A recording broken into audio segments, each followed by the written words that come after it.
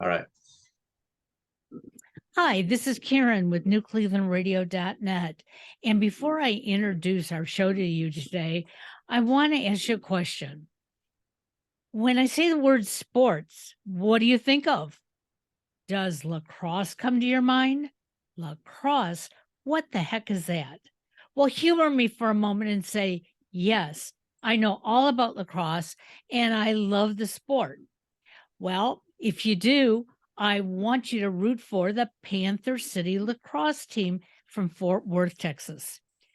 Now, if you don't know who they are, you can go out to their website and check them out. But this Friday night, April 21st, 2023 at 8:30 p.m. Eastern, it will be their last game of the season and they are playing Calgary, and that is a tough team. But never fear, because I believe in the Panther City team, and their game is available on ESPN Plus. And again, it's this Friday night, April 21st. And the reason I want you to watch is because this is only their second year as a team and they're going to the playoffs. So I'm really proud of the team. And also, my son works for them. So now that we got that out of the way, I want to invite you to just take a seat back, because Steve is back with us again with his thoughts and queries and questions and ideas. And, Steve, I tried doing justice to your work last month when you couldn't be on. And I had a gentleman text me and say, I love the theory, but you're not as good as the guy who writes them. So I'm wondering, did you put somebody up to that last month? That was me, actually. I disguised my voice, and I said nothing personal, Karen, but keep your day job. No, really, Right. that's funny. I'm flattered, really, and I appreciate you wanting to keep the ball rolling while during my hiatus. I had some issues. Absolutely. I've got some things going on, and I'm coming back from that now finally. But but when you mentioned that you wanted to kind of keep it going like that, I said, great. All the power to you. Just whatever it takes to keep people from forgetting us.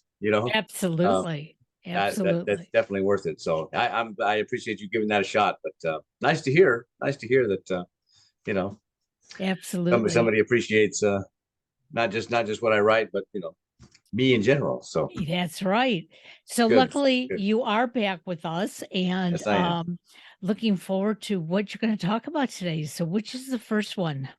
Well, I have a couple today, just a couple. The first one is one of my later ones, not my absolute last. Actually, they're both pretty current ones. The first one is theory number 48, and it's called Love and Irony. I hate to say this, but I have bad teeth. I haven't always had bad teeth. It seems like something started happening about 10 years ago that began a slow and painful deterioration in my mouth. I don't know if somehow the enamel wore off, or maybe my acid reflux played a part in it. Multiple dentists have given me multiple guesses. Needless to say, it's not a pretty sight. I'll come back to this in a minute. A few months before Christmas, I took on a second job to pay off some bills and possibly sock a little extra cash away for emergencies. As it turns out, this extra job has great medical and dental benefits. So for the last 6 months, not only have I managed to pay down some bills, I've also been able to squirrel away about $3,000 for my teeth. I figured even with the combined insurances from both jobs, I still probably have to come up with a pretty big copay. I was finally ready to fix my decrepit teeth. A few short days after tallying up my savings, I get a text from my son in New York. He asked me if I thought his sister had $3,000 that she could lend him. I told him probably not, but that we might be able to help. At first, he said that he knows that we're always strapped for cash and that he couldn't possibly take our money. Then, after a pause, he texted, "Are you sure you can really afford it? I'm such a loser for asking. LOL." I could tell just from the text that he was far from laughing out loud on his end. I said, "Son, you're not a loser. You've got a good job. You work hard. You're trying your best to make a life work for the two of you with only one income. his significant other is not able to work. Life ain't easy. We're all proud of what you've accomplished and want to support you any way we can. That's the love part in all of this. Now, here comes the irony. I eventually asked him what the money was for. He said he broke 2 caps on his teeth and needs to get them replaced. I've been working 14 hours a day to save that dough. And I've been wearing a COVID mask unnecessarily for over a year just to hide my mouth from the world. But it took my wife and I about a minute and a half to decide to give him that money. Love and irony. I think that's something only us parents can fully understand. You know, when I read that, when you sent it to me, it is strange how we as parents, and we were sort of talking about this before, you think that at a certain time of your life, it's your golden years, you get to retire, you know, your kids are taking care of themselves. But our world isn't like that anymore. And, Right. you know, when families can take care of each other in these times of need, I mean, it's beautiful. And, you know, I can only imagine what it's like to be working 2 jobs, squirreling that money away for something that would really make you feel better about yourself. And yet you wanted to make your son feel better. Yeah, and it was just, I mean, if he could have borrowed, he could have asked to borrow it for, car trouble or whatever. And, I don't know, maybe I would have lent it to him then. Maybe I wouldn't. I don't know. It's just kind of weird, but it's just that it was the exact amount. I had just saved that exact amount, and he needed that for basically the exact thing that I needed it for. And I've been wanting this for years. I mean, I just I had no way other than to save the money other than get 2 jobs. Right. But again, my wife and I have talked about it since, and if it happened again, we do it again. It just wasn't even a second thought. That's what you do for your kids. And I know people, and I've actually talked to people that I think just the opposite. Not that they don't love their kids, but the whole idea of, well, we never helped our kids growing up. We've always had money, but we never gave them any. We never, staked them to a house or whatever. We wanted them to do it all on their own. That builds character more, and this and that. And I respect that. I mean, everybody's got their own way of raising their kids, and I'm sure their kids are going to come out fine. And some kids react to that kind of thing, right? Okay, I'm on my own, therefore I'm going to do it. Well, I mean, I think most kids act that way. I mean, some don't. I know there's a lot of failure to launch kids out there. Just still at home, whatever. But and I don't begrudge them for doing that. That's just kind of not the way. It's just a different mindset. That could have worked maybe for my son. I could have said, well, this is to build character. Suck it up, find the money on your own, whatever. But that's just kind of not how we raised our kids. Anything we could do for them, we did. It's true. We didn't have a lot of money, and I still don't. But we've always put them first in that respect. And it's not. I don't believe that it's spoiling them. I don't believe that it's hurting their growth by doing that. And they certainly don't ask for this all the time. They don't call me every month at borrowing money. They just don't. Right. And that was part of the motivation too. It took a lot for him to ask. It took a lot and I knew it. And I knew that he was in pain on his side emotionally because he had to ask. And it just, the timing of it was just incredible. And the circumstances, I just had to write it all down, I'm so glad you did, because it opens up a conversation for so many of us. As you know, my son got ill, and my husband and I, last minute, it was like, oh, we've got to be in Texas with him. We can't make him, go through this alone. And yes, he has some friends, but if anybody knows anything about Texas, nobody lives near each other, and he lives like 30 miles, I believe it's north of his office, and other people live, south and east and west. And so we knew that it's just not going to have somebody who's going to come over and take care of him the way he needs. And I see you have a little cat there who decided to join us. Yeah. Nosy. But, we didn't think twice of it. We found credit cards that we could put the, airline on. And I spent a week basically in his apartment, running back and forth to the store, getting things that he needed. And I would do it again in a heartbeat, because that's what family, at least I believe that's what family does for each other. Right. And I know that he would come through for us. So for those of you out there who have a different point of view, hey, let us know, because you know what? It's okay. We all have to learn from each other. And I hope your son is doing well.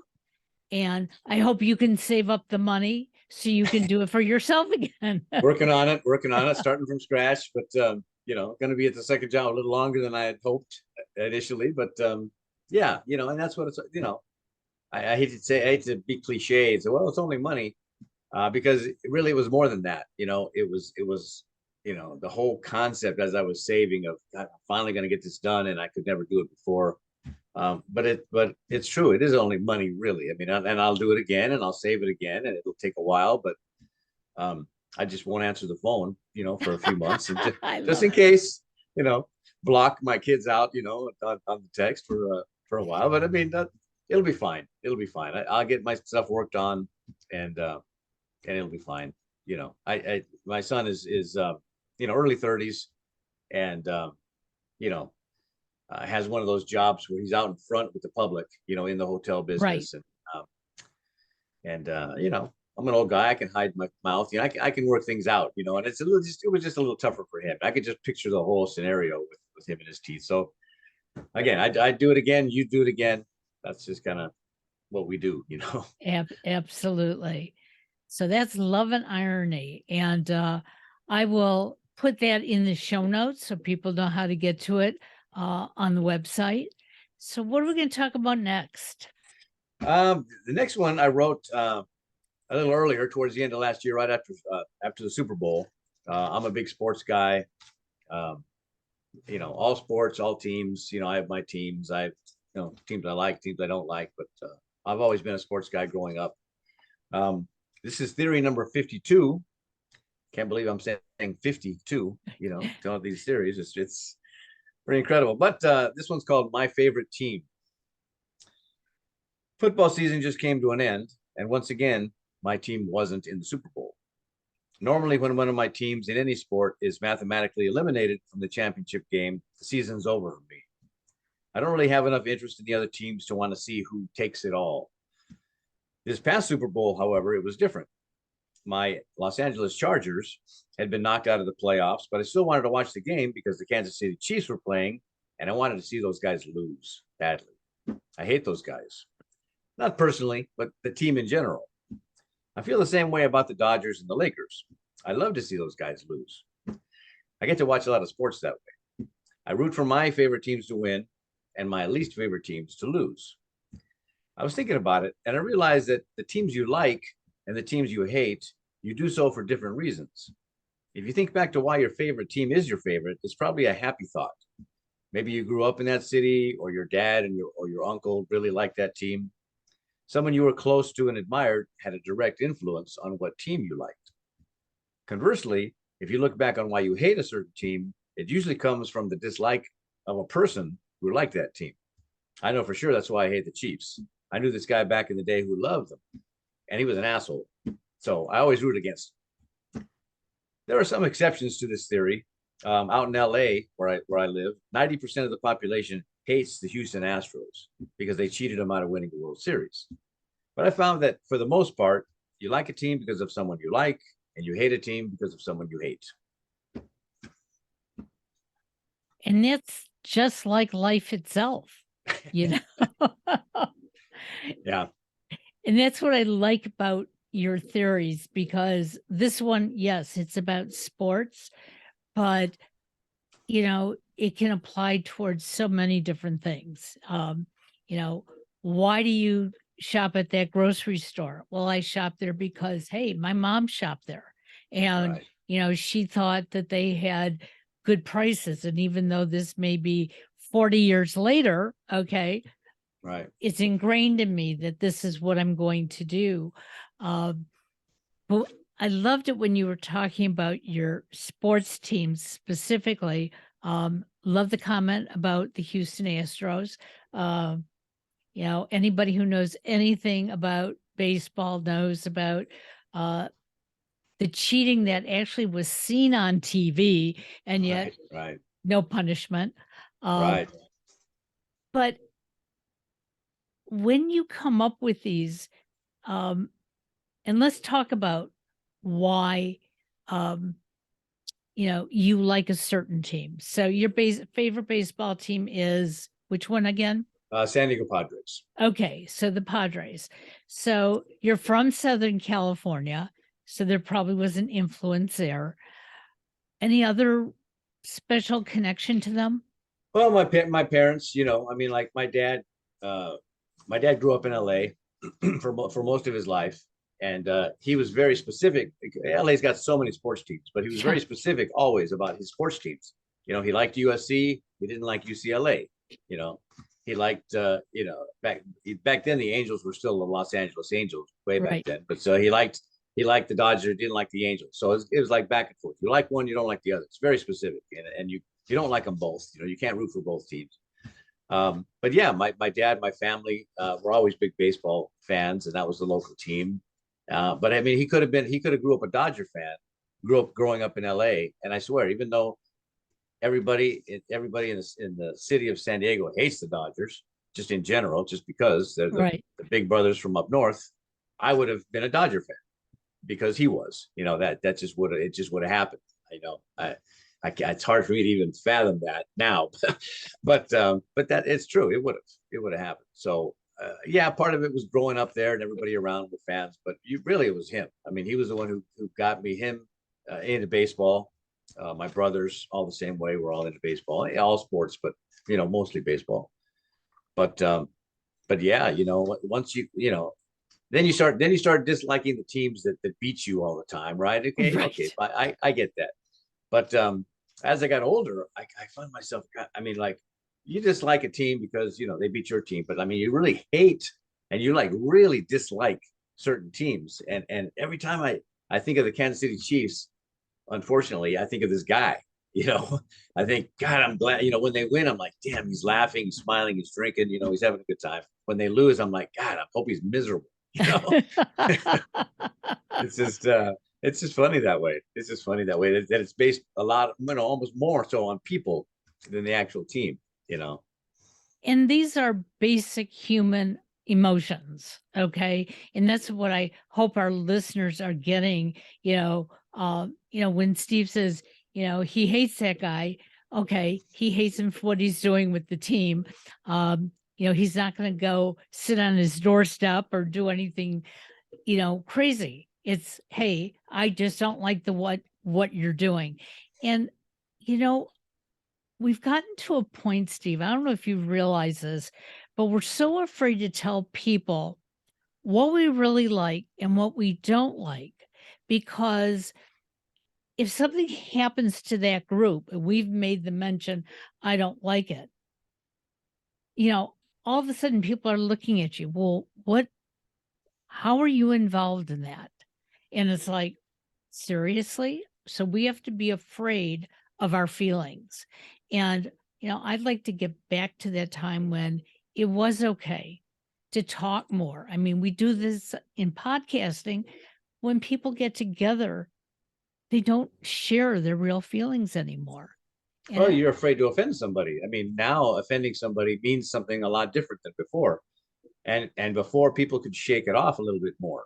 If I talk bad about the Chiefs and there's a Chief fan listening, he'll tell me tell to the screen, and screw you, and yeah, move on, yeah, and move on to something else more important, you know. Other than now it's like, oh my God, I'm gonna get hate mail, from Chief fans for the rest of my life. It's I don't know. It's different now. You're right. It is, and it would be nice if we could uh, express more of what we really feel. And I think this is one of those venues. I think that we've mentioned enough to people when we talk and have our opinions and my theories and all that that this is just a theory. And if I upset somebody, then so be it. I don't mean to. It's not my intent. And if you have a different opinion, that's fine too. If you want to, voice that opinion, that's fine too. I'm not trying to convince anybody to like one team over another. I'm just telling you what I think. And everybody's entitled to think whatever they want. And I'm not going to hold anything against anybody, even you for Yep. whatever. It's just the way it is. I think that's why you and I get along so well, because I think we both understand that, and that I have yet to make you cry. I think Oh, by saying something that it just so offends you. You're just or you're turn off the screen. I can see you just turning me off. yeah. Like the old days. Click. You're You turn right. off the TV and it goes away. Exactly. Well, But it's interesting because my son um, keeps telling his dad there are certain things that he doesn't think his dad should say anymore. So, for instance, my husband is 73 years old. He grew up in the 50s and 60s. And when a woman would walk by, men would either whistle or they'd comment, she's got nice legs, beautiful hair, whatever. Okay. And my husband still does. He doesn't think that he's saying anything bad. And yet, in today's world, um, the 20 to 30-year-olds think that that's terrible, right, that right, you are insulting a woman. And I've tried to explain to him, I know our language has changed over the years, but most men, when they, you know, whistled or made those comments, they were doing it out of honesty to let somebody know that they were attractive. right, And right, what woman doesn't want to know that somebody she doesn't even know thinks she's good looking? right, right. So, It was a compliment. yeah, It was a compliment. It wasn't a something disrespectful. right. It really was a compliment. But yeah, it's true. I don't know. It's tough now for us. So many things are not allowed that were a year ago. Maybe let alone 50 years ago. And we have to roll with the punches. Some things are never going to come back. Some things are gone forever. Some things you can say and not say, and we have to accept that. Times change. It is tough though. It is hard. Yeah, my dad and my mom both have passed away, but my dad would not have survived in this world today. I mean, he was just too old school. He was too opinionated. He just had too much to say. I'm going to let you know what I think. And it would not have been pleasant for him right now. But that's just we have to pick and choose. Yeah, okay, maybe I can't say that thing anymore, but I'm still going to do this because that's who I Right. am. And if people don't like it, I'm sorry, but we just roll with the punches like Well, everybody else. and I understand about having a parent who is opinionated. My mother, up until her dying day, said things that just came to her head. And Right, right, sometimes we'd just stand there and, roll our eyes and go, did you really say that? right, But right, she didn't she didn't mean it to be mean. Okay. right. It's either something that she had heard and she sort of agreed with, and so it came out. Um, and yes, we don't want to be rude to other people. We want to be kind. And I think sometimes when we hear things, maybe that's the time to have a conversation about it. Like, what did you mean by that? Yeah, And right, right. And see if the innocence in it. yeah, that's true. You don't just assume, okay, because I said this word, I'm all of a sudden I'm a racist, and maybe I have a prejudice somewhere. That's another thing, another time, another theory. Right. The racism versus prejudice, right? I mean, you can have a prejudice towards something or even someone. That doesn't mean you're a racist and you hate the entire race. You hate everybody's race except your own. I mean, it's just gotten to the point where any small thing can be escalated to something huge. And but thanks for the idea. Okay, maybe that's coming. Another theory for That's right. another That's show. right. Stay Well, tuned. I'm so glad you came back today. Thank you. Hopefully we can keep this rolling, but we do know that, life intervenes every once in a while. We have to step away, but your theories, they're all on the website. So we'll have that link in the show notes, Very good. and we're going to wait and see what else you come up with. Okay, I got a few back yet. Got a few rolling around in here. So Sounds good. on the way. On the way. All right. Have a great day. Talk to you Thanks, soon. Karen. Bye All bye right. now. Good talking to you. Bye.